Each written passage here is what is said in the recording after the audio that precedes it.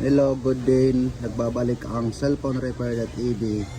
So matagal-tagal hindi tayo nakapag-upload ng video. So gagawin natin yung may tanggap pala tayo na iPhone 13 Pro Max gray screen problem. Common issue ito ng mga 13 series. So saan pa kayo galing, ma'am? Saan pa kayo galing? Galing BGC si Madam. So maraming salamat po sa pagpili kay cellphonerepair.ab.